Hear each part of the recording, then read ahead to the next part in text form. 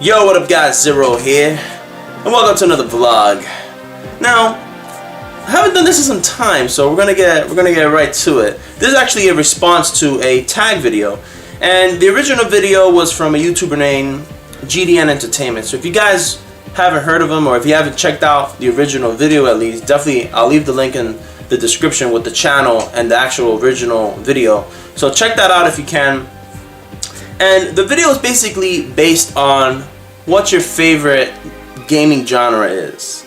Now, obviously his was fighting games. Mine's is the complete opposite, but it's funny because I started thinking about it and I noticed that a lot of times most gamers can get into one specific genre, and you know, as they game more and more as the years go by, that genre will either fade out or their taste in games might even change because they get bored of that specific genre.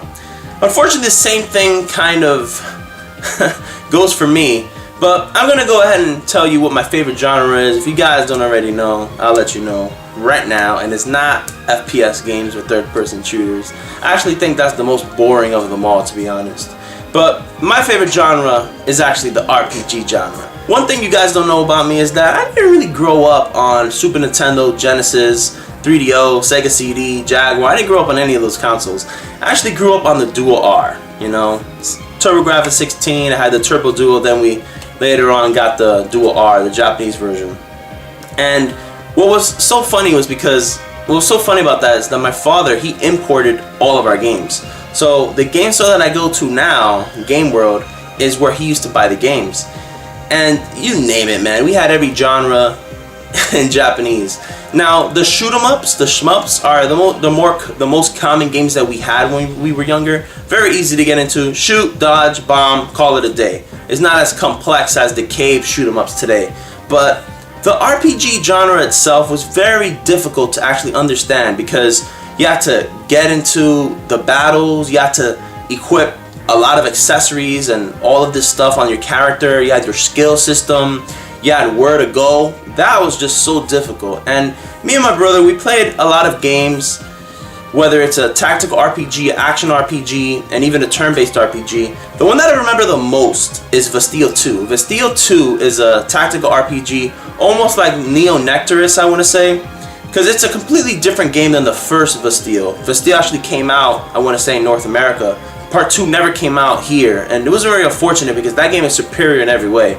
And you have these mechs, you know, very cool art style, but it was a very basic tactical RPG, a lot like Fire Emblem. So it was just move, attack, and that's it, survive.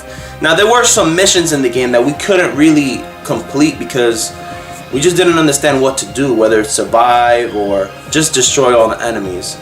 That game I remember the most because we were so interested in that game. Other games like the E series, which we used to call YS, that series was a lot easier to get into. I want to say it was 4. I want to say it was 4 that we imported. We did not understand a word that was coming out of these people's mouths. And there were a couple of other games like, I don't know their names. I don't know their names, but they were very difficult. So, but I didn't realize that I actually loved that genre until the PS1. Now the Sega Saturn did have amazing RPGs, don't get me wrong, but the PS1 is the one that sparked. It just ignited that flame. Like, it just blew me away. I got it rather late. I got it when I was in junior high school. So I got it right before Final Fantasy VII came out. And some of the games that I had first, they weren't RPGs at all. I had In the Hunt, I had some game called Zero Divide, I had Street Fighter Alpha 2, and Ace Combat 2. And I was just playing those games like crazy. Then we had Crash Bandicoot, Rayman, and a lot of platformers, a lot of fighting games we got. And one Christmas, we got Final Fantasy VII. And now the PlayStation wasn't mine, it was actually my brother's, because during that time I had a Neo Geo CD. And the Neo Geo CD, nothing but fighting games and shoot 'em ups. That's all I played. And I started to get a little worn out, you know. I was playing these games, but as a single player experience, it was rather boring, you know. Sure, King of Fighters had the story, and that's actually the best fighting game series on the Neo Geo, the King of Fighters, because of the story. And I wanted something deeper than that. And when I saw my brother open his Final Fantasy VII Christmas present, and I had a whole bunch of like Neo Geo CD games, I was just like, damn, this sucks, man. I remember I had Viewpoint, Mutation Nation, and I forgot the other game that I got for Christmas that year. But he had Street Fighter EX, Final Fantasy VII, he had Tomb Raider 2, and I forgot, oh, Ghost in the Shell. And when he played Final Fantasy VII, and I saw that he can just walk around and do anything he wants. Not really, but to me, you know, back then when I saw that, it was rather interesting. I saw that he was just running through the sector, and he just got into random battles, and I saw that he was leveling up, and he had a companion Barrett with him. I was just blown away. The way I was looking at RPGs during that time was completely different than I was looking at them back in the day. Now, when I saw that this game contained 3 discs, I was just mesmerized. I was pondering, why is it 3 discs? I don't understand this. I just don't get the concept. I've never seen this before in my life. Because on the Turbo, a lot of the chips were, you know, they look like cards. And a lot of the fighting games on the, you know, on the Turbo and the Dual R, they were just 1 disc, you know? And on the Neo Geo, they were mainly fighting games and shoot 'em up. So why is it 3 discs? And even when I had Game Fan magazine and EGM, I never saw any game that had more than 1 disc. And the Super Nintendo games were just 1 cartridge. So I just couldn't believe it. Like, if Ace Combat took me a few hours to beat, how long would it take me to complete Final Fantasy VII? Now, during the time that we got this game, we did not own a PlayStation memory card. So I always told my brother, I bet you I can beat this game without a memory card. Even thinking about it today, I want to go back through time and smack the shit out of that Zero just for saying that. But hey man, whatever. My brother was playing it, you know, I always thought that the game was based in Midgar, and it stayed in Midgar, and that's it. So as I played the game, what just made me fall in love with the genre all over again was the level of customization, the materia, the leveling, building your characters. You know, how it's not like playing Rayman where you get an ability here and there. You're actually working for your abilities in this one, using the limit breaks a certain amount of times before you get the new one. You know, just leveling up the materia, the equipment and the accessories that you go ahead and put on. That was pretty awesome. The level of weapons and how they actually change on screen. So if Cloud, for example, if he changes, once you get the weapon after the Buster Sword, it's actually visually different. And seeing that change, just, oh man, I couldn't believe it. Meeting the new characters, from Barrett to Tifa to Aerith, it was just, the possibilities were just endless. The length of gameplay was just unbelievable. Unfucking believable. Which leads me to say that my favorite RPG franchise of all time will always be Final Fantasy. Final Fantasy, I understand that the last 2 entries in the series are just a steaming pile of shit. I get that. I definitely do. And yes, that goes for Final Fantasy 13 too, because I did play the demo, and that game is a piece of shit. It's actually worse than the original. Yes, Final Fantasy 13 is better than 13-2. I'm gonna say that. And if you guys want to debate, let me know, because I will own you in the comments. So, Final Fantasy 1 and 2, I didn't play them. I'm not gonna lie, I didn't play them. 3, I have the DS one. I didn't really get into it again. Those are the very early entries into the series. So those, I mean, I can say that I can care less for. When 4 hits, I just wish I played it back then. Final Fantasy 4 is probably maybe the 3rd best Final Fantasy entry in the series. Final Fantasy 5, pretty stale. 6, awesome. 7, awesome. 8 is okay. 9 is great. 10 is pretty good. 11, I don't count that. 12 is awesome. 13 and 13-2 is a piece of shit. But the franchise itself just fucking amazing. And the one that holds the most memories for me is Final Fantasy VII. And I get there's a lot of people out there that say Final Fantasy VII is my favorite game of all time, and they did not even fucking complete it. I raped that game. One thing that was so awesome about the series was back then, when I opened my GameFan, GamePro, EGM, Gamers Republic, Tips and Tricks, which doesn't really count, or even Game Informer, when I opened those books and I saw that a new Final Fantasy was released after I played 7, I always wondered, how is it that the battle theme is going to sound? Because when I played 7, I shifted to Tactics, and in Tactics, the actual battle theme, it varies. There's actually several battle themes, but in Final Fantasy VII, there's the the regular battle, there's the boss battle, there's the Genova theme, so it's not really, it gets a little repetitive, but I think the music was pretty solid. When 8 came out and I heard the music for the battle, and I heard Laguna's song, fucking blew me away, okay?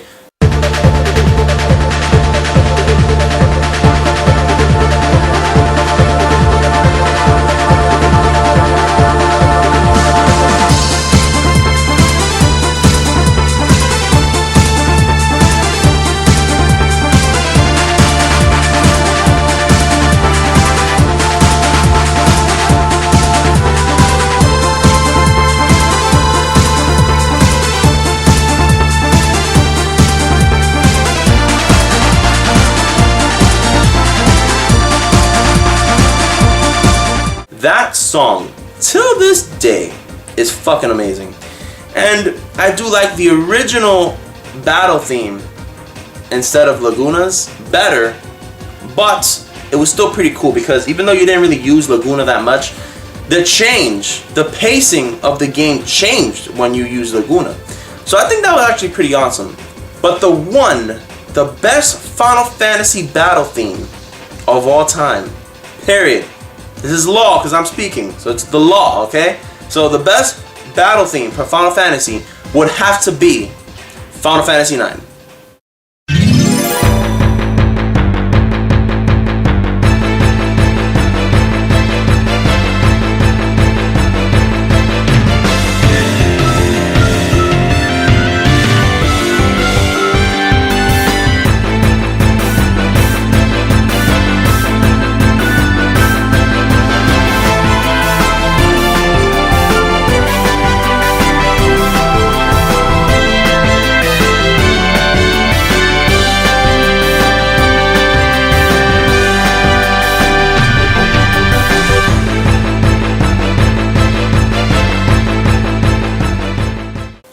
I've always wondered how much better can these themes actually get?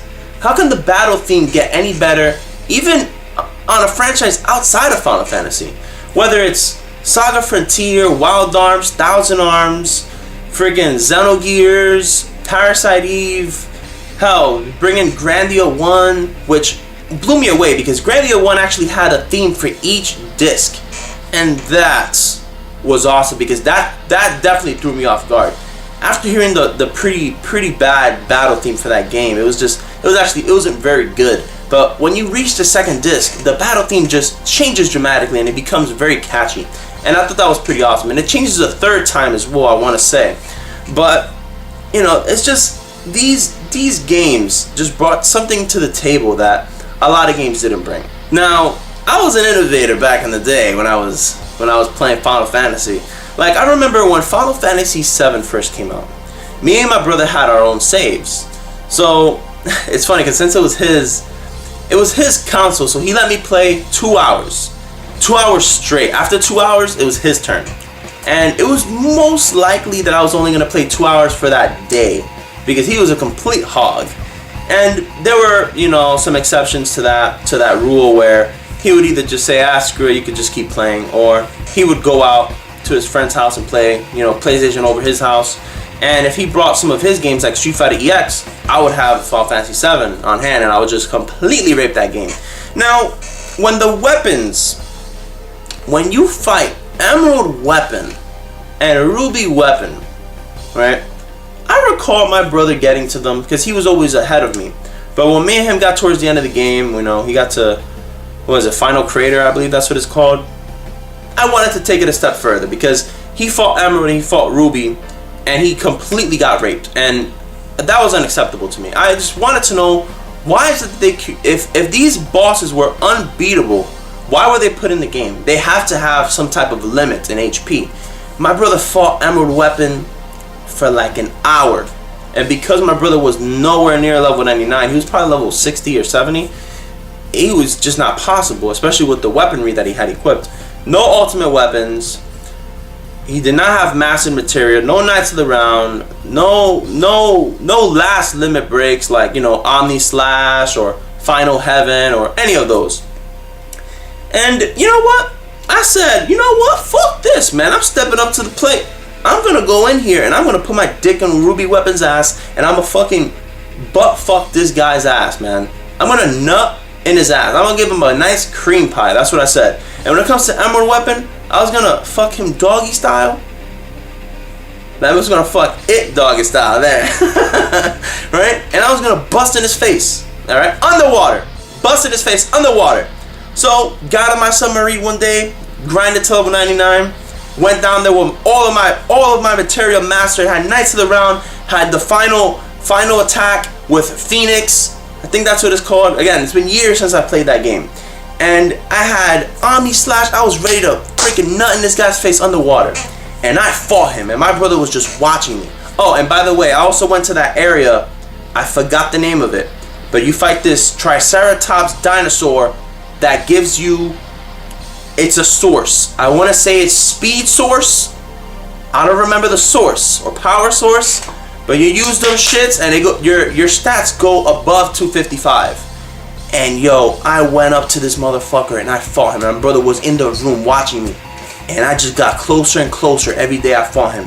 Until one day, by the way, this asshole has this attack where his upper body comes off, flies towards your party, and does this laser attack.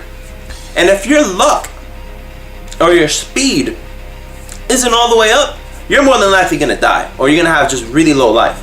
So what ended up happening was my Red 13 always just spinned out the way. He always went like this, just like that, spinning out of the way. Now my brother just said, how the fuck is he dodging that? And I was like, I don't know, man, but this guy's gonna get some nice jizz on his face. He's gonna lick that shit before he dies. And then one day I destroyed that motherfucker, and my brother was just blown away. I called my friends from my mom's house phone on a cord. I went downstairs, I picked up that landline and said, yo, I beat Emerald Weapon. And they were just like, unfucking believable. I don't believe you, man. I was like, why don't you come over and I'll show you the save where that motherfucker ain't downtown anymore, aka underwater. So they came over, and you know what? I think he dropped something to prove that you beat him. I want to say, I don't recall, but I freaking fucked him in the ass. That's what I did, alright? He put my dick in his face and just nutted all over him. Excuse my vulgar language. And my brother said, I cannot believe you beat that guy. I said, well, believe it, dude, because this guy is dead. Dead in the water. Then Ruby Weapon. He was next. He had to. He heard. He felt the trembling in the sand. He said, oh shit, this guy, man, this guy's Zero, man, this guy's too crazy. And I was like, yeah, man, I'm fucking crazy, I'm coming after you. Of course, he's a lot tougher. He knocks people out of the fight. Very difficult guy. But this is what happened. I was on the verge of beating him. Weeks of fighting him. Again, I was pretty dumb back then in terms of leveling my characters. So instead of leveling, I just felt like, okay, if I fight him enough, maybe I'll get lucky. Maybe he won't do certain attacks and I'll get lucky. My father came in the room when I was fighting him, told me, get your ass to sleep, we gotta go to church tomorrow morning. I said, I don't care, man, this is more important to God. That's what I said. He was just like, more important to God. He started just like shaking me, and I was like, oh God, I'm fighting. Oh God, I'm fighting Ruby Weapon, man. So I started fighting Ruby Weapon like that, and I beat him. I beat Ruby Weapon while my father was trying to beat me. Now, my father gave up. He said, screw all you guys. He went back to sleep. He said, when I come back here, you guys better be asleep. I said, don't worry, I'll be asleep, man. I'll be asleep. So my brother was just like, I cannot believe you just beat Ruby Weapon. I was like, hell yeah, I beat Ruby Weapon. And the funny thing is, when you beat Ruby Weapon, it says something will bloom in the sand, right? And the fight's supposed to end. It's supposed to. That's it. And you're supposed to go to Oh Man after that. But when I beat him, the battle just kept going on as if there was no one in front of me. Cloud, Red 13, and Barrett were just there. They were just standing there, and all of their turns kept coming. So when Cloud's turn came, I couldn't do anything but just defend. So I would just defend all day. My brother was like, maybe you gotta let the flower bloom. I was like, yeah, maybe. 30 minutes later, me defending, I realized that my father, when he was moving me and shaking me, we kicked the PlayStation that was on the floor. And I think the disc popped out when I beat him. And when the disc popped out, you know what happened? I was fucked. The game froze. And I had to fight him again. I beat him the next day, obviously, but it was such a pain in the ass. So yeah, man. That's basically it. My love for Final Fantasy VII. Now, I do have other games that I definitely love. I love Grandia 2. I love Grandia 1. I love Skies of Arcadia.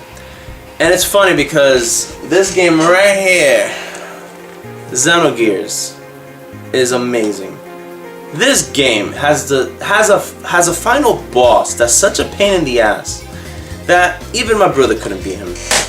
And my brother had his own save. I wasn't allowed to actually play the game. Maybe he was a hater, I don't know. Cyborg Judge, by the way. But when he would leave the house and see his girlfriend, I was a loser. So I had no girlfriend back then. I would just stay home and play games. And by the way, I was very, very, very fat back then. I wasn't as crazy as I am now either, so it was actually pretty funny. But I was a cool gamer, so I think you guys, if you would have met me back then, you guys would have been cool friends with me. But every time he left the house, I would load up his save. Leveling up your characters, the humans, were a lot easier. Like if you level up Faye, Satan, Billy, Esmeralda, Bart, you level them up pretty easily. But the gears themselves were very hard to level up. So I said, you know what, man, I'm gonna start my own save. So my brother said, you know what, I'm done with this game. I'm never gonna beat it. You can start your own save. So I started my own save, and my goal in that game was to rape that last boss, Deos. I was gonna take my cock out and spit all over it and vomit on it after, then fuck him in the ass. That's what I was gonna do. And that's exactly what I did. And then I wanted more. I saw this game on PSN magazine. That's actually pretty cool. And even to this day, I regret not having my saves. RPG Maker. I think RPG Maker is probably one of the greatest games of all time. The stories that I've created in that game, lost because of my brother. The stories were crazy. Sure, my RPGs weren't that long. They were like 2 hours long. When you include the battle system and the quick leveling that I did, I streamlined the story in that game. Instead of going through massive dungeons, man, I said this battle system sucks. Let me go ahead and just give mad story. So I was actually the Hideo Kojima before he was renowned here in the US. Yeah. You're looking at the pre-Kojima. Yeah. I'm not lying either. So that's basically it, guys. I mean, I'm sorry for rambling on for too long, but I mean, that's my love for RPGs, man. I mean, hopefully I am getting Final Fantasy 13 too. I'm actually gonna try to beat 13 before its release. I'm not sure how successful I'll be, because when you don't like a game, you just don't like it. And I don't think you should force yourself to play it. But I'm gonna attempt to do so. Maybe I'll be in the mood. And when 13.2 comes out, I'll give it a shot. Hopefully it's a lot better. What are you guys? What is your favorite genre? Let me know in the comment box. And if you guys want to leave a video response, leave it in the description. You can either just tag it to me or tag it to GDN Entertainment. And this is Zero Action Obi signing out. Peace! Peace! Peace!